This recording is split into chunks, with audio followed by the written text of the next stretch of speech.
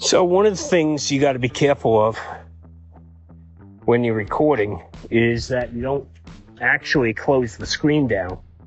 So what happened was, in holding my phone, I guess I tapped one of the buttons and the screen closed. So the mic will stop working when that happens.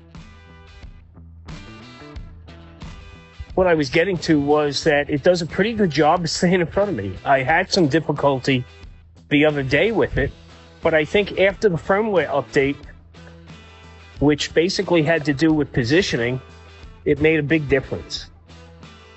And as I'm watching it right now, as it stays in front of me in direction track, doing a pretty admirable job.